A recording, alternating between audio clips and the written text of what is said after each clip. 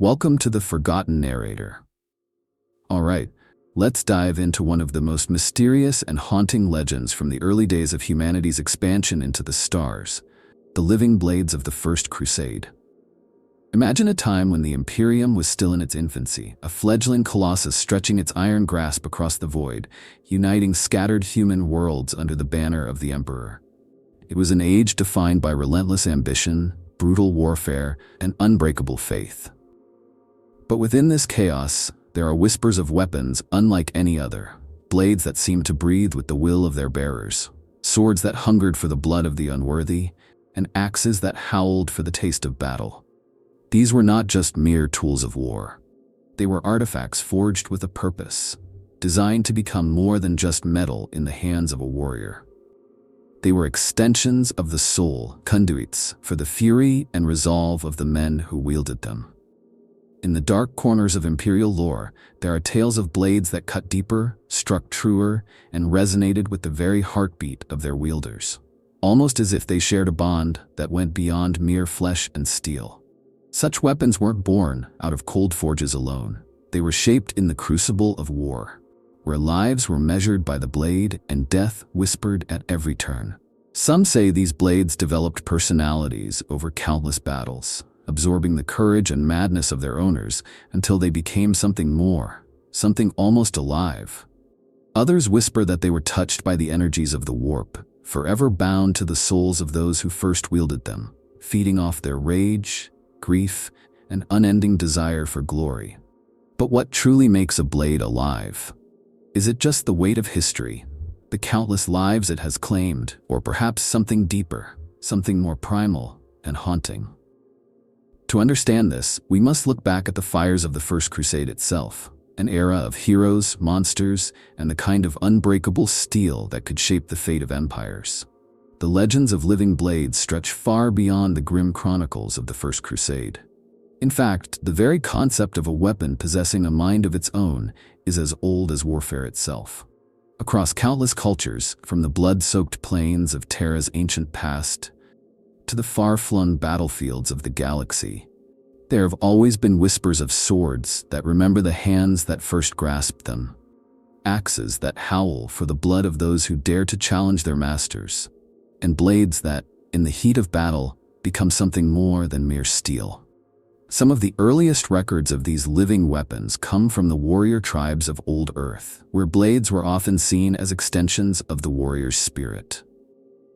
In the chaotic days before the Unification Wars, when the techno-barbarians roamed the shattered continents, tales were told of blades that drank the souls of their enemies, growing sharper and hungrier with each life they claimed.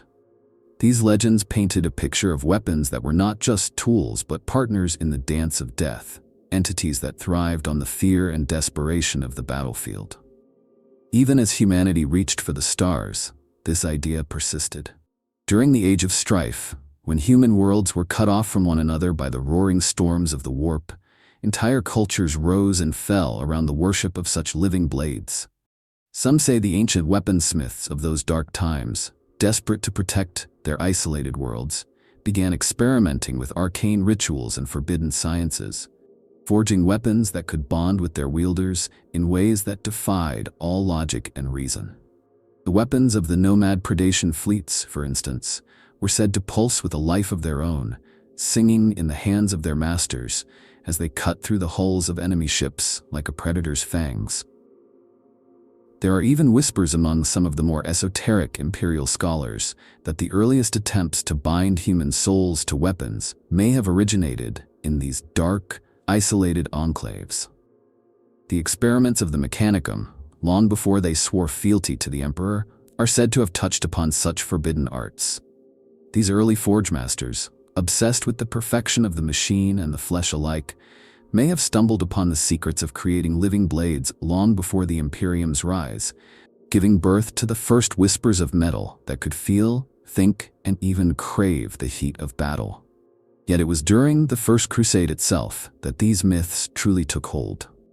As the Emperor's legions swept across the stars, smashing the ancient tyrannies of Zeno's empires and bringing the scattered worlds of mankind into a single, unbreakable empire, tales of living blades spread like wildfire. Warriors whispered of swords that glowed with an unholy light, axes that seemed to roar in their hands, and blades that could whisper the names of their enemies just before they struck. Such stories were often dismissed as battlefield superstitions, the fevered dreams of men pushed to the breaking point by the horrors of galactic warfare. But for every cynic who scoffed at such tales, there were others who swore that they had felt the heartbeat of their blade, heard its whispers in the dark, and felt its hunger for blood. And as the stories spread, so too did the legends of the warriors who wielded them. Men who carved entire armies to pieces with the strength of their will and the sharpness of their blade, leaving behind a legacy that would echo through the halls of history like the clash of steel. These were not just heroes, they were living legends, bound to their weapons in a way that defied all reason, forever changing the fate of worlds.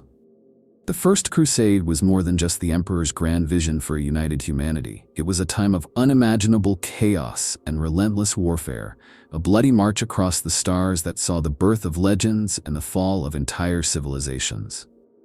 It was in these crucibles of fire and blood that the first whispers of living blades truly began to echo across the galaxy.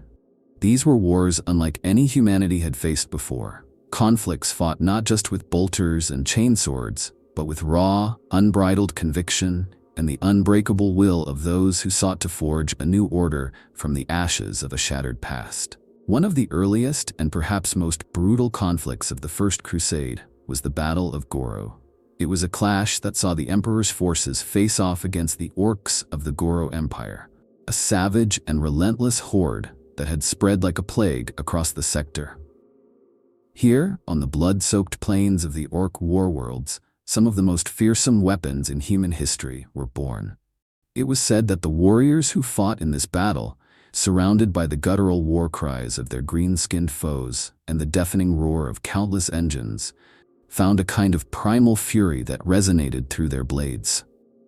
Axes that had once been mere tools of war became extensions of the warrior's rage, cleaving through orc armor and bone with a ferocity that seemed almost unnatural. It was in this crucible of violence that some believe the first living blades took their shape, born of the pure, unfiltered rage of humanity's earliest conquerors. Then there was the infamous Siege of Ulanor, a campaign that would go down in history as one of the bloodiest and most decisive battles of the entire Crusade. It was here that the Emperor himself faced the largest orc horde ever assembled, led by the warlord Erlak Erg. The sheer scale of this conflict, with its countless sieges and desperate last stands, created an atmosphere ripe for the birth of living weapons. Many believe that the blades carried into these battles absorbed the raw, primal terror and unyielding determination of their wielders, becoming something far more than mere steel. There are whispered tales of swords that drank so deeply of the blood spilled on Ulanor's scorched plains that they became permanently stained, their edges never again growing dull, as if they had developed a hunger for war that could never be sated. And it wasn't just the orcs that forced humanity to forge such terrifying weapons. The Rangdan Xenocides, one of the deadliest and most mysterious campaigns of the First Crusade, saw entire legions brought to the brink of destruction by a species so terrifying that its very name became a curse among imperial forces. The battles fought during these Xenocides were said to have driven many a warrior to the edge of madness, their minds shattered by the relentless horror of the enemy they faced. It was in this atmosphere of desperation and fury that some of the most fearsome blades in human history were forged. Weapons that seemed to whisper to their wielders, driving them to acts of unspeakable violence and courage in the face of overwhelming odds. But perhaps the most fitting ground for the birth of living blades was the campaign known as the War of the Forgotten Stars. Here, on worlds long abandoned to darkness and ruin, the Emperor's forces faced off against the remnants of ancient Xenos empires, whose technology defied all human understanding. Some say it was here that the first true living blades were born, forged in the fires of a war that saw entire star systems burn to ash, and ancient forgotten horrors brought to heel beneath the iron boots of the imperial legions. These blades, they say, carried the echoes of countless deaths within them. their edges sharpened not just by the forge, but by the very screams of those they had slain. For those who fought in these wars, the bond between warrior and blade became something more than just a matter of steel and flesh. It became a partnership born of necessity, a bond forged in the fires of battle and tempered by the unending fury of the Great Crusade itself. These were weapons that had seen the worst of humanity's darkest impulses, that had tasted the blood of 1,000 enemies, and that had, in some cases, developed a will of their own. Forging a living blade is no small feat, and the methods by which such weapons might have been created are as varied as the myths that surround them. Some say these blades were born in the heart of ancient forges, hammered into existence by blacksmiths who understood that a weapon is not merely a piece of metal, but a vessel for the soul of a warrior.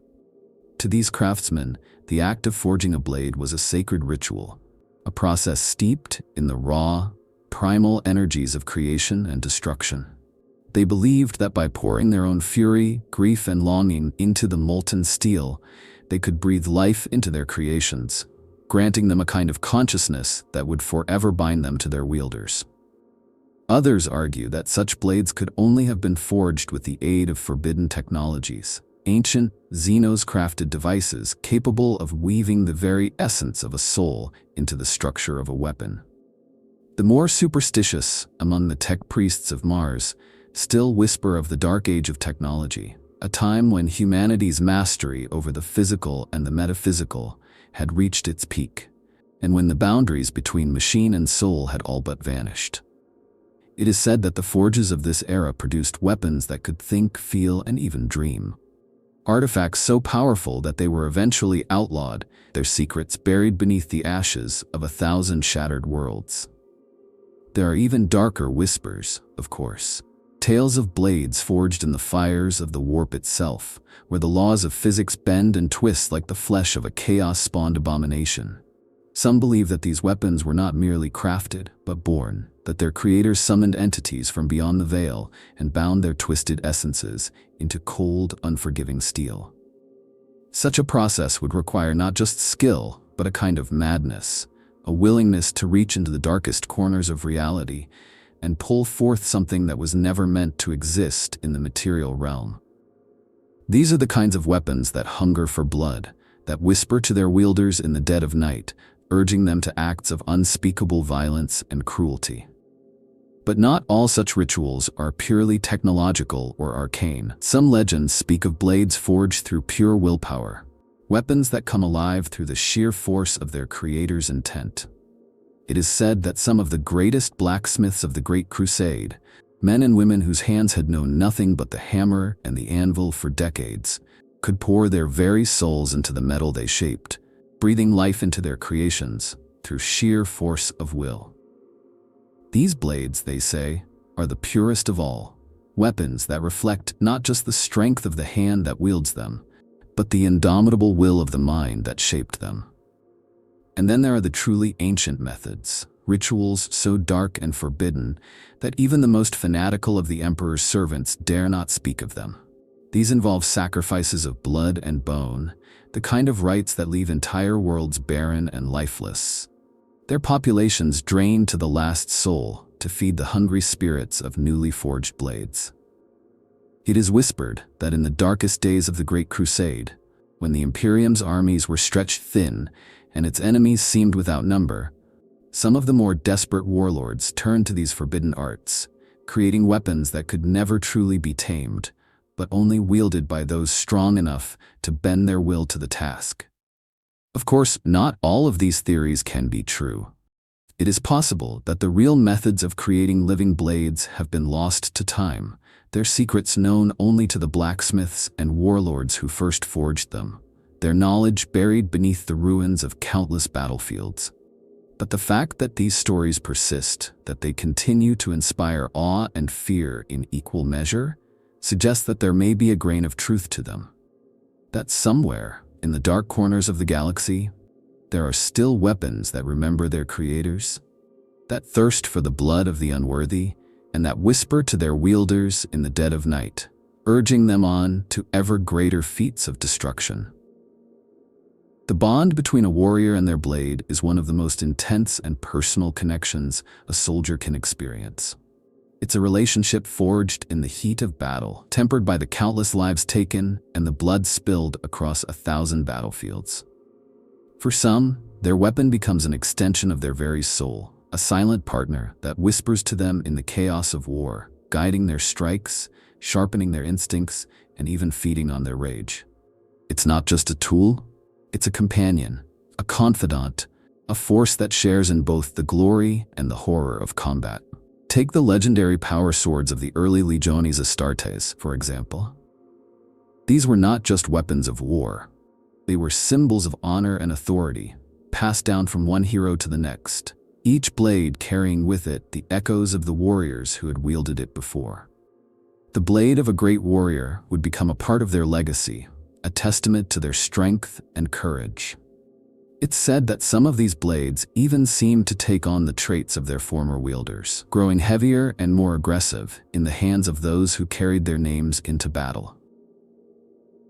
One of the most famous examples is the blade known as the Black Edge, a power sword said to have been wielded by 100 champions of the Raven Guard. According to the stories, this blade was first forged in the fires of the Great Crusade, its edge honed to a whisper-thin keenness by a master forgesmith whose name has been lost to time. It passed from one Raven Guard hero to the next, each time growing a little darker, a little sharper, as if it were absorbing the silent fury and vengeful rage of its bearers. By the time it reached the hands of its final master, it was said that the blade itself had developed a kind of quiet hunger, a desire for the blood of traitors and the taste of revenge. It became more than just a weapon. It was a partner in the bloody work of vengeance, a shadow in the hand of a shadow. Then there's the legendary blade Ferrum, said to have been carried by the Iron Hands themselves. This massive, brutal weapon was forged not for elegance, but for sheer, overwhelming destruction. It was a blade that shattered bones and cleaved through ceramite like paper, its edge glowing with the fury of a dying star. Ferrum was not a subtle weapon. It was a hammer given the form of a blade, a weapon that demanded total dominance from its wielder. Yet, those who wielded it swore that the blade itself guided their strikes, that it felt the pulse of battle and responded with an almost predatory hunger for destruction. In the hands of an iron hand, Ferrum became an instrument of pure, unrelenting violence, a blade that cared for nothing but the complete and utter annihilation of its foes. But perhaps the most haunting example of this bond comes from the stories of the World Eaters, the berserk warriors of Angron. It is said that some of the chain axes carried by these warriors became more than just instruments of slaughter. They became living extensions of their master's rage. There are tales of chain axes that roared with the fury of their wielders, their teeth spinning with a hunger that could not be sated, their blades drinking deeply of the blood of the fallen. Some even say that these weapons could smell the fear of their enemies, that they would thrash and howl in their owners' hands, urging them on to greater feats of slaughter and carnage. And it is not just the Space Marines who have formed these bonds. Even among the mortal soldiers of the Astra Militarum, there are stories of blades that seem to take on a life of their own. Weapons that respond to the desperation and courage of their wielders, with a ferocity that defies explanation. In the brutal trench warfare of countless hive worlds, where the line between life and death is measured in inches and seconds, a soldier's blade becomes more than just a weapon. It becomes a friend, a silent witness to their struggles and sacrifices. In the end, the bond between warrior and blade is as old as war itself. It is a connection forged in blood and fire, a partnership born of necessity and tempered by the fires of battle. And for those who live and die by the sword, there is perhaps no greater honor than to leave behind a blade that carries their memory into the battles of the future, a weapon that whispers their name with every strike. It is tempting to dismiss the idea that a single blade could change the course of a battle, let alone an entire war. After all, wars are fought with armies, fleets, and entire worlds thrown into the grinder of conflict. But history is full of moments where a single strike, a single act of defiance, or a single blade has turned the tide of battle and rewritten the fate of entire civilizations. And when you consider the legends of living blades, weapons that can bond with their wielders and feed off their rage and determination, the idea becomes less of a myth and more of a terrifying possibility. Imagine the chaos of the Great Crusade, with its countless worlds and endless battlefields. In those days, the clash of blades and the roar of bolter fire were constant, and the line between victory and annihilation was often razor-thin. In such a world, the difference between a glorious victory and a crushing defeat could come down to the will of a single warrior and the weapon in their hand. It is said that some of the greatest champions of the Legiones Astartes, those superhuman warriors who carved the Imperium from the bones of the old galaxy, carried blades that seemed to share in their fury, blades that cut deeper, struck faster, and glowed with a light that inspired their brothers and terrified their foes. Take the stories of the Black Templars, whose legendary zeal and unbreakable faith have seen them throw back countless Xenos and heretic armies in the millennia since the First Crusade. It is said that some of their greatest champions carried blades that burned with the fury of the Emperor himself, weapons that cut through flesh and steel alike, leaving only ashes in their wake. To face such a warrior on the battlefield, to see the light of their blade carving a path through the darkness, was to know fear in its purest form. It is not hard to imagine how such a presence could shatter the morale of even the most hardened enemy and drive their allies to acts of desperate courage. Then there are the tales of the World Eaters, those berserk warriors who lived for the slaughter of their enemies and who carried weapons that reflected their savage nature. It is said that some of the chain axes wielded by these warriors became extensions of their own rage, roaring with a fury that echoed across the battlefield and struck terror into the hearts of their foes. To hear the scream of these blades as they tore through ceramite and bone was to know that death had come for you, and that there would be no mercy, no retreat, and no escape. In the chaos of such a battle, a single warrior, driven by the bloodlust of his blade, could become a force of nature, cutting a path through his enemies like a scythe through wheat. But perhaps the most haunting stories come from the early days of the Great Crusade, when entire worlds were conquered by the sheer will of a single Primarch and the blades they carried into battle. It is said that the blade of a Primarch is more than just a weapon. It is a symbol of their power, a reflection of their will, and a conduit for their fury. To stand against such a blade, to feel its edge bite into your flesh, was to stand against the full weight of the Emperor's wrath, and to know, in that final fleeting moment, that you had been judged and found wanting. Of course, not all of these stories can be proven. They are the whispers of the battlefield, the tales told by dying men and recorded in the blood-stained pages of history. But the fact that they exist at all, that they have endured for thousands of years, suggests that there may be some truth to them. That somewhere, in the dark and forgotten corners of the galaxy, there are still weapons that can change the fate of entire worlds, that can turn the tide of battle with a single stroke, and that can echo through the halls of history like the clash of steel on steel. Not all of the blades forged in the fires of the First Crusade have survived into the present age. Some were shattered in the heat of battle, their metal ground to dust beneath the iron boots of the Legiones Astartes. Others were lost in the chaos of war, abandoned on forgotten battlefields or left behind in the ruins of long-dead worlds. But a few, the most feared, the most powerful, the most cursed, simply vanished, slipping into the shadows of history like ghosts, leaving behind only whispered legends and the blood of those who sought to claim them. One such blade is the Wraith Shard, a weapon said to have been forged in the final days of the Unification Wars on Terra, its edge sharpened not just by the hammer and anvil, but by the screams of the dying and the whispers of the dead. It was carried into the stars by a warrior whose name has been lost to history, a figure known only as the Ghost of the Ash Wastes. This blade, they say, drank the souls of those it slew, growing darker and more powerful with every life it claimed. It was said that in the heat of battle, the Wraith Shard would glow with an unholy light, its edge wreathed in the souls of the dead, its whispers driving even the most hardened warriors to madness. Then, one day, it simply disappeared, Some say it was shattered in a final, desperate duel with a rival warlord, its pieces scattered across 1,000 worlds. Others whisper that it still roams the galaxy, carried by a warrior who cannot die, a ghost with a blade that will never rest.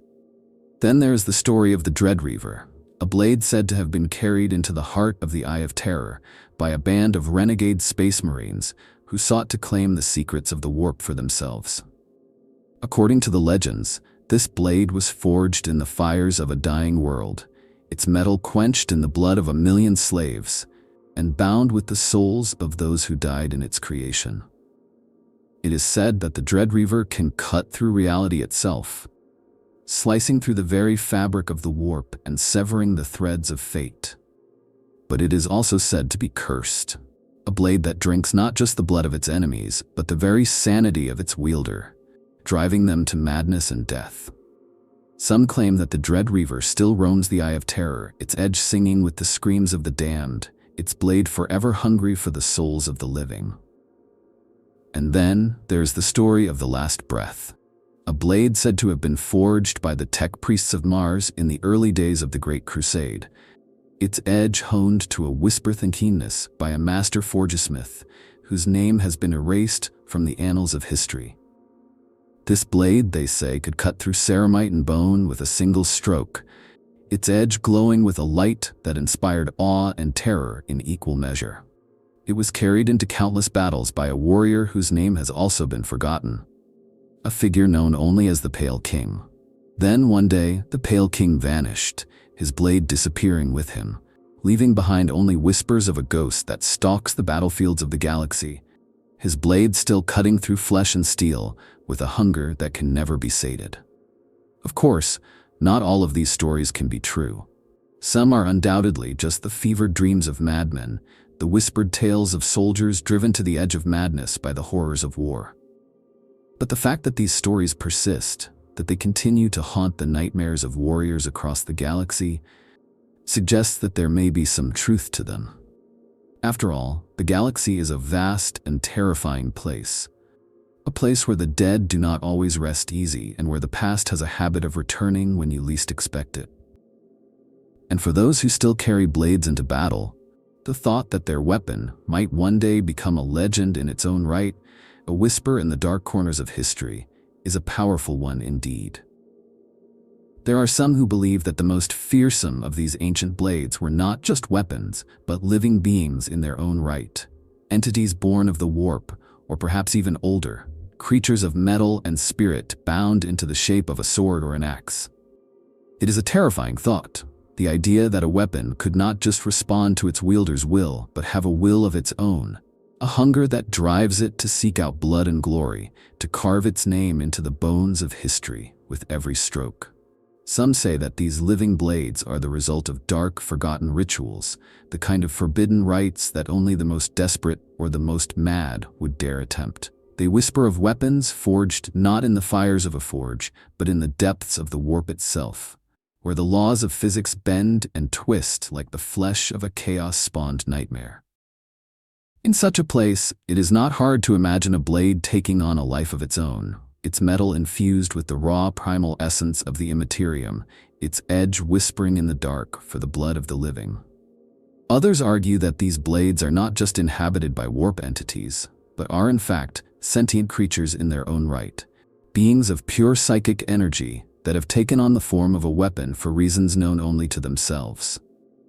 These entities might be the echoes of long-dead warriors, their souls trapped within the metal of their blades. Or perhaps they are something older, something darker. The spirits of long-forgotten gods, or the twisted offspring of the primordial forces that shaped the galaxy in its earliest days. There are even those who believe that these living blades might be the last remnants of a long-extinct race, a species that found a way to preserve itself by binding its consciousness into metal, sacrificing flesh and blood for the cold, unyielding immortality of steel. It is a horrifying thought. The idea that a blade might carry within it the soul of a long-dead warrior or a forgotten god, its every strike a silent scream for release, its every cut a plea for vengeance against the living. And yet, there are whispers that such blades still walk among us, their edges sharp with the madness of the warp, their voices whispering in the ears of those foolish enough to carry them into battle. Some say that the blade known as the Wailing Edge, a weapon said to have been forged in the final days of Old Night, is one such entity, a creature of pure rage and despair that drives its wielder to acts of unspeakable violence. Others speak of the Blade of the Endless, a sword said to have been carried into the Eye of Terror by a band of renegade Astartes, its edge still glowing with the psychic residue of 1,000 dead souls, its voice a whisper of madness and death. To wield a blade that whispers in the dark, that hungers for the blood of the living, that remembers every soul it has ever claimed, that is not a burden for the weak. Such weapons are not just tools of war.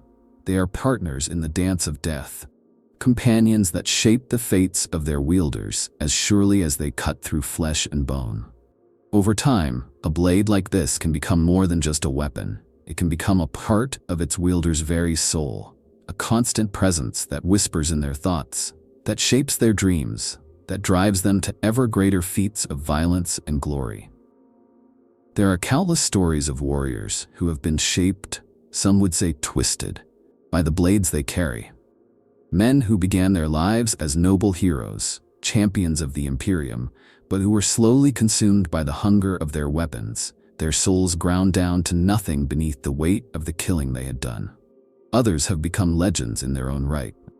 Their names whispered in the halls of history, alongside those of the blades they carried, their fates forever entwined with the steel in their hands. Consider the story of the warrior known only as the Red Blade. According to the old records, he was a champion of the World Eaters, a soldier whose rage burned so brightly that even his brothers feared to stand beside him in battle. His blade, a massive serrated chain axe known as the Heart of Wrath, was said to drink the blood of its victims, its teeth spinning with a hunger that could never be sated. Over time, the Red Blade's fury became something more than just a weapon. It became a force of nature, a living entity that guided his every strike, that whispered to him in the dead of night, urging him to ever greater acts of violence.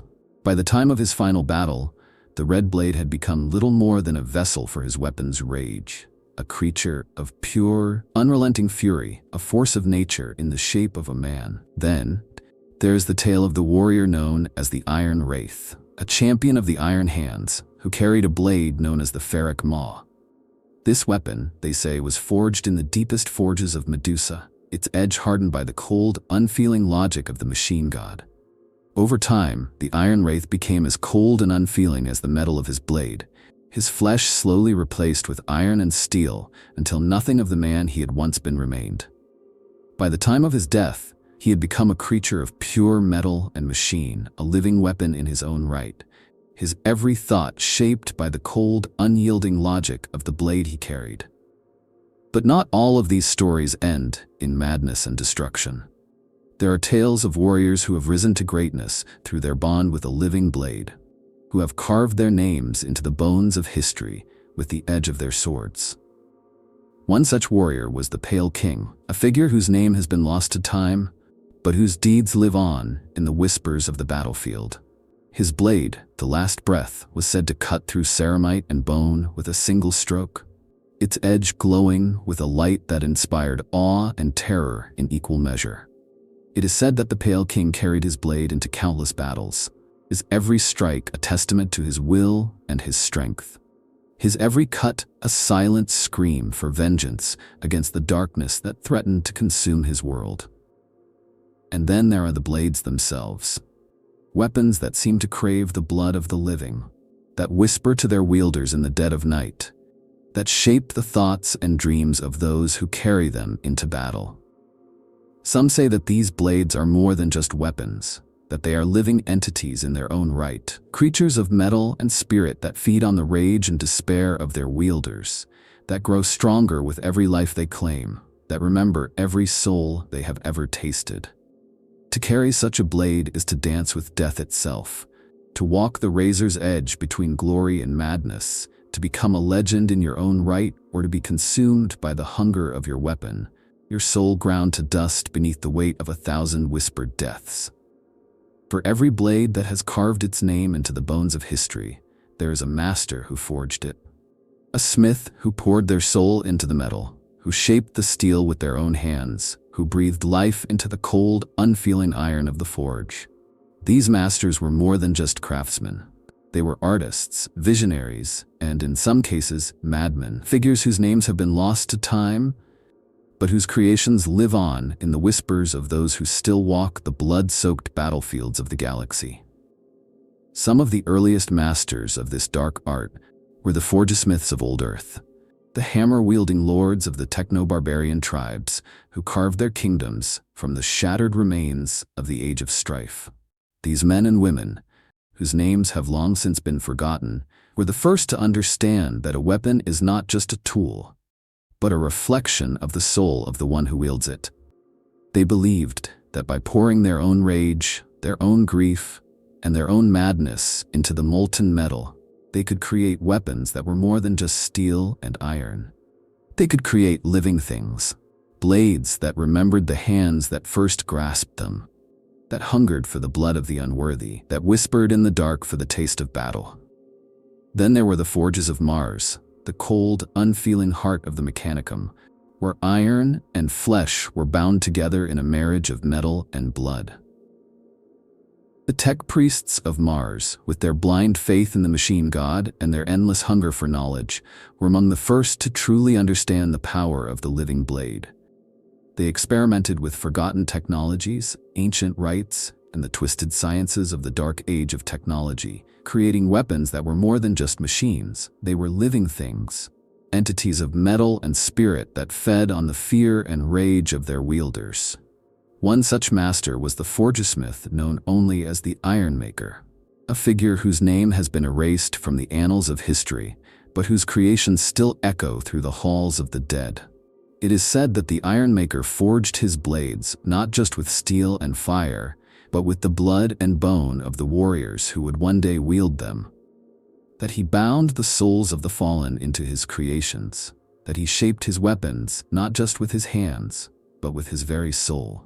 His blades, they say, are still out there, buried in the ruins of 1,000 shattered worlds, their edges still sharp with the hunger for blood, their whispers still echoing in the darkness.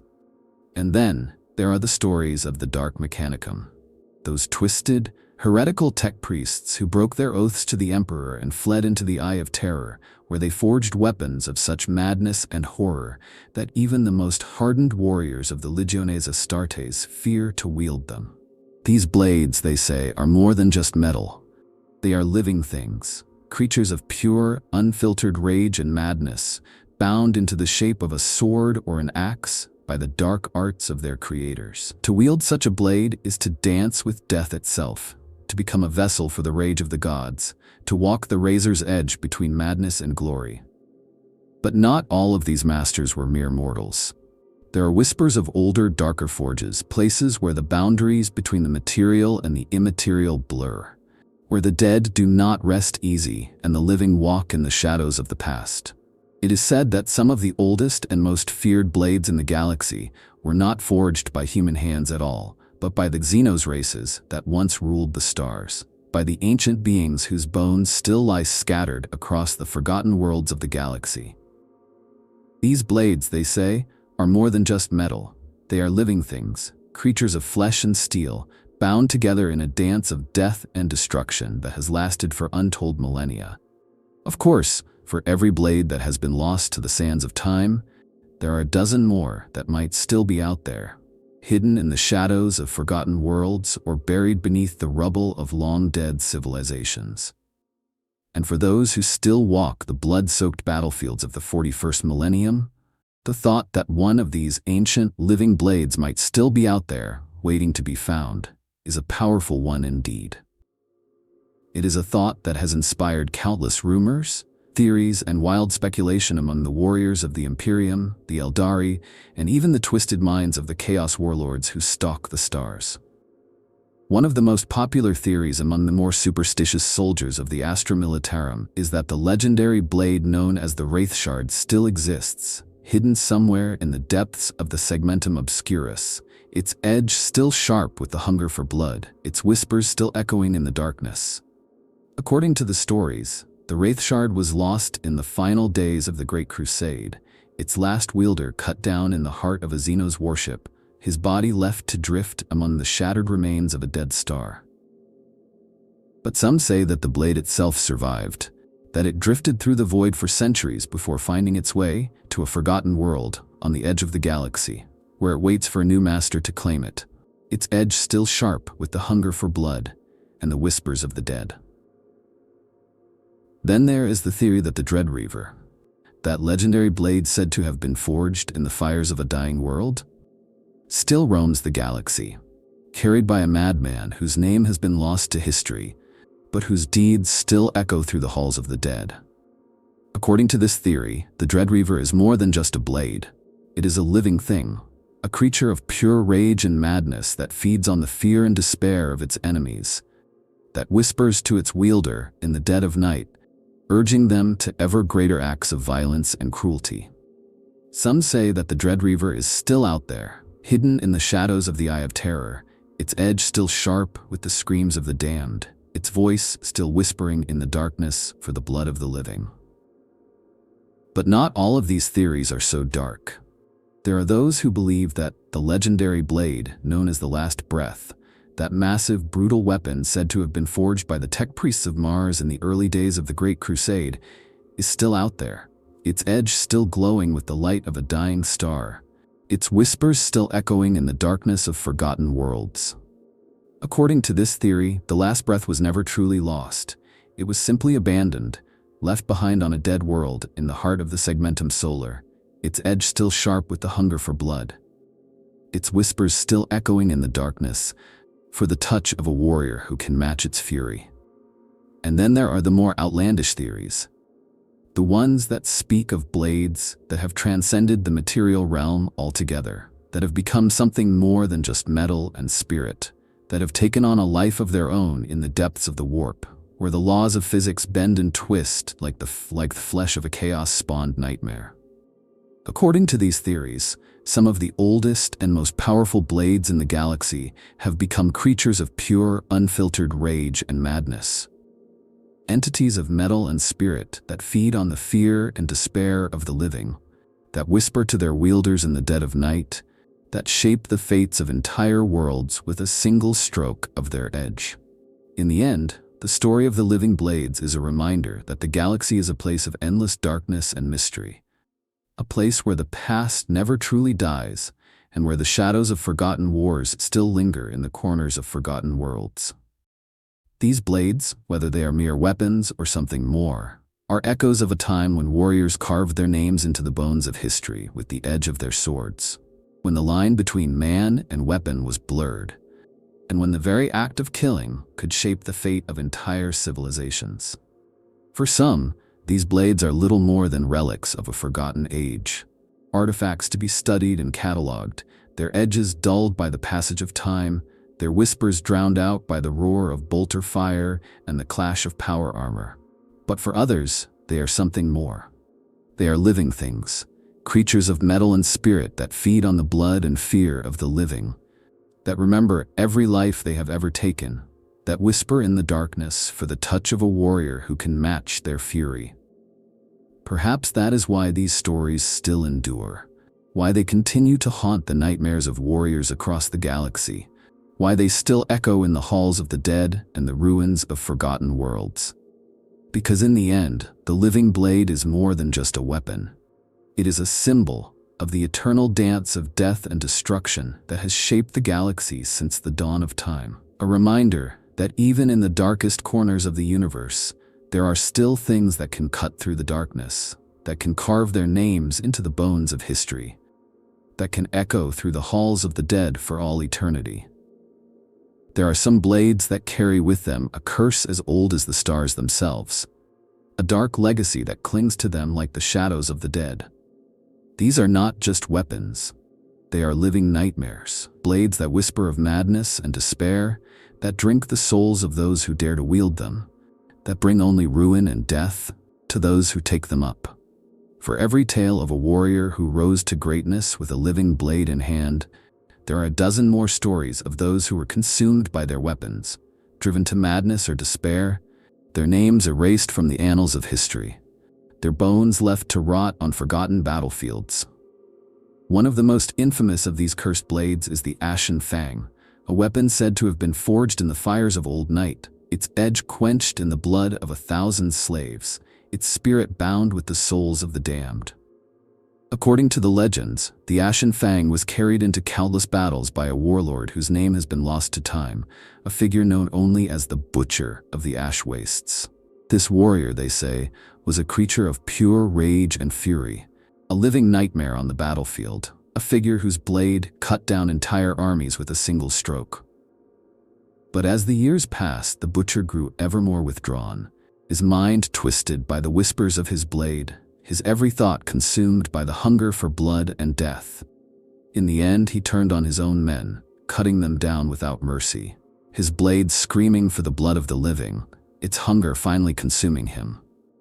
The Butcher's name has been lost to history, his bones ground to dust beneath the iron boots of his enemies, but the Ashen Fang remains, a blade still sharp with the hunger for blood, its whispers still echoing in the darkness for the touch of a new master. Then there is the tale of the Worm's Tongue, a blade said to have been forged in the heart of a dying star, its edge sharper than the bite of a serpent, its whispers filled with the madness of the void. According to the legends, the Worm's Tongue was carried into battle by a warrior known only as the Whispering Worm, a figure whose every word dripped with poison, whose every strike cut deeper than flesh, whose very presence on the battlefield drove his enemies to madness and despair. But over time, the Worm's Tongue became more than just a weapon. It became a living thing, a creature of metal and spirit that fed on the fear and despair of its victims, that whispered in the darkness for the blood of the living. In the end, the Whispering Worm was consumed by his blade, his mind shattered by its whispers, his body twisted into a creature of pure, unrelenting fury, a living nightmare that still walks the shadows of forgotten worlds, its blade still sharp with the hunger for blood and the whispers of the dead. And then there is the story of the Blackthorn, a blade said to have been forged in the fires of a dying world, its edge hardened by the screams of the damned, its spirit bound with the souls of those who died in its creation. According to the legends, the Blackthorn is more than just a weapon. It is a living thing, a creature of pure rage and madness that feeds on the fear and despair of its enemies, that whispers to its wielder in the dead of night, urging them to ever greater acts of violence and cruelty. Some say that the Blackthorn still roams the galaxy, carried by a madman whose name has been lost to history, but whose deeds still echo through the halls of the dead, a living nightmare that cuts through flesh and bone with a single stroke. Its edge still sharp with the hunger for blood, its whispers still echoing in the darkness for the touch of a new master. There are moments in history when a single blade has changed the fate of entire civilizations, when the swing of a sword has shattered empires, when the edge of a blade has cut through not just flesh and bone, but through the very fabric of destiny itself. These are the blades that have become legends, the weapons that have carved their names into the bones of history, the tools of warriors whose deeds still echo across the shattered ruins of the galaxy. One of the most infamous of these moments came during the Battle of Olinor, when the Emperor himself faced the largest orc horde ever assembled, led by the warlord Urlak-Urg. It was here that the Emperor's own blade, a weapon of pure, unrelenting power, cut through the ranks of the greenskins like a scythe through wheat, its edge glowing with the light of a dying star, its every strike a testament to the unbreakable will of its master. It is said that this blade was more than just a weapon. It was a symbol of the Emperor's divine right to rule, a living extension of his will. A blade that cut not just through flesh and bone, but through the very spirit of those who stood against him. In that moment, as the Emperor cut down Urlak-Urg and shattered his horde, the fate of the galaxy was forever changed, the tide of history turned by the edge of a single blade. Then there is the tale of the Iron Wraith, a warrior of the Iron Hands who carried a blade known as the Ferric Maw, a weapon forged in the deepest forges of Medusa, its edge hardened by the cold, unfeeling logic of the machine god. It is said that the Ferric Maw was more than just a weapon. It was a living thing, a creature of metal and spirit that fed on the fear and despair of its enemies, that whispered to its wielder in the dead of night, urging them to ever greater acts of violence and cruelty. According to the legends, the Iron Wraith carried his blade into countless battles, his every strike a testament to his will and his strength, his every cut a silent scream for vengeance against the darkness that threatened to consume his world. In the end, the Iron Wraith fell in battle, his body broken, his spirit shattered, but his blade remained, its edge still sharp with the hunger for blood, its whispers still echoing in the darkness for the touch of a new master. And then there is the story of the Pale King, a warrior whose name has been lost to time, but whose deeds live on in the whispers of the battlefield. His blade, the last breath, was said to cut through ceramite and bone with a single stroke, its edge glowing with a light that inspired awe and terror in equal measure. It is said that the Pale King carried his blade into countless battles, his every strike a testament to his will and his strength, his every cut a silent scream for vengeance against the darkness that threatened to consume his world. In the end, the Pale King fell in battle, his body broken, his spirit shattered, but his blade remained, its edge still sharp with the hunger for blood, its whispers still echoing in the darkness for the touch of a new master. There are some blades that do more than just drink the blood of their enemies. They consume the very souls of those who wield them, binding their fates together in a twisted dance of death and madness. These are the blades that whisper not just in the heat of battle, but in the dead of night, that call to their wielders in their dreams, that slowly, inevitably, grind down their humanity until nothing remains but the cold, unfeeling hunger of the blade itself. One such tale is that of the warrior known as the Shadow King, a figure whose name has been lost to time, but whose deeds still echo through the forgotten corners of the galaxy. According to the legends, the Shadow King was a champion of the Raven Guard, a warrior who lived in the shadows, who struck from the darkness like a ghost, whose every movement was a silent whisper of death. His blade, a weapon known as the Whispering Edge, was said to have been forged in the fires of a dying star, its edge sharper than the bite of a serpent, its whispers filled with the madness of the void. Over time, the Shadow King and his blade became one, their souls fused together in a bond of pure, unrelenting rage. In the end, the Shadow King became little more than a shadow himself, a living nightmare that stalked the darkness, a creature of pure, unrelenting fury, a ghost with a blade that still cuts through flesh and bone with a hunger that can never be sated. Then, there is the tale of the warrior known only as the Crimson Reaper, a figure whose name has been erased from the annals of history, but whose deeds still echo through the halls of the dead.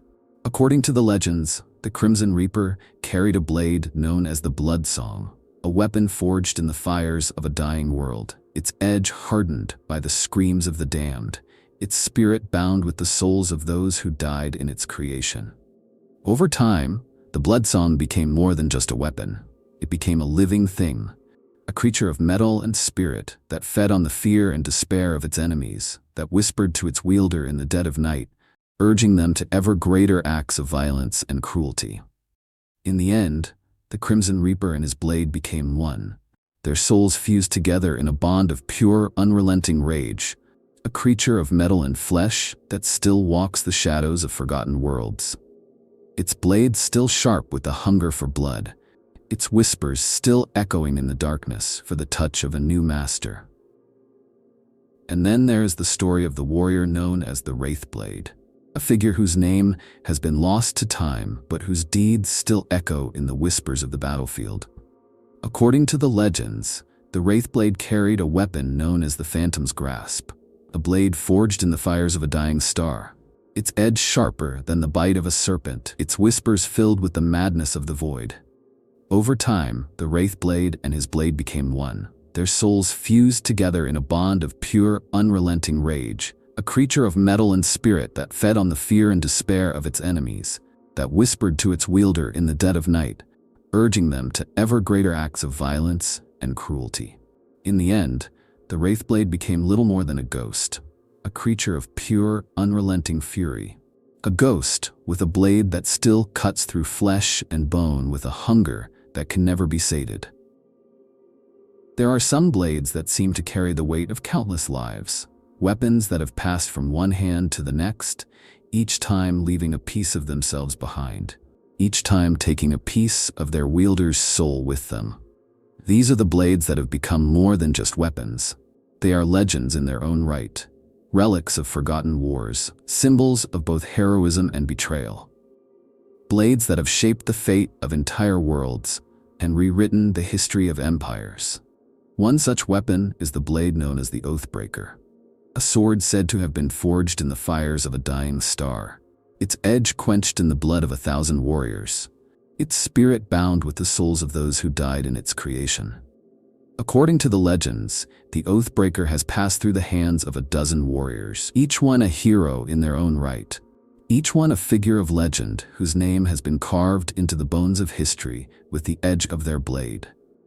But for every hero who has carried the Oathbreaker into battle, there has been a traitor, a warrior whose name has been erased from the annals of history, whose bones have been left to rot on forgotten battlefields, their souls bound to the blade they once carried, their whispers still echoing in the darkness for the touch of a new master. Then there is the tale of the blade known as the Duskgriever, a weapon said to have been forged in the fires of a dying world, its edge hardened by the screams of the damned, its spirit bound with the souls of those who died in its creation.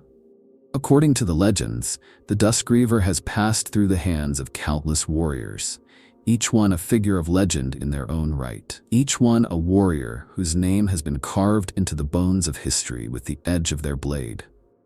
But for every hero who has carried the Duskgriever into battle, there has been a traitor, a warrior whose name has been erased from the annals of history, whose bones have been left to rot on forgotten battlefields, their souls bound to the blade they once carried, their whispers still echoing in the darkness for the touch of a new master. And then there's the story of the blade known as the Stormheart, a weapon said to have been forged in the heart of a dying world, its edge sharper than the bite of a serpent, its whispers filled with the madness of the void. According to the legends, the Stormheart has passed through the hands of 12 warriors, each one a figure of legend in their own right, each one a warrior whose name has been carved into the bones of history with the edge of their blade. But for every hero who has carried the Stormheart into battle, there has been a traitor, a warrior whose name has been erased from the annals of history, whose bones have been left to rot on forgotten battlefields, their souls bound to the blade they once carried, their whispers still echoing in the darkness for the touch of a new master. If you found this journey through the history of the living blades as fascinating as I did, make sure to subscribe for more deep dives into the darkest corners of the galaxy. Together, we can keep exploring the forgotten myths, the haunted battlefields, and the terrifying relics of the past, one story at a time.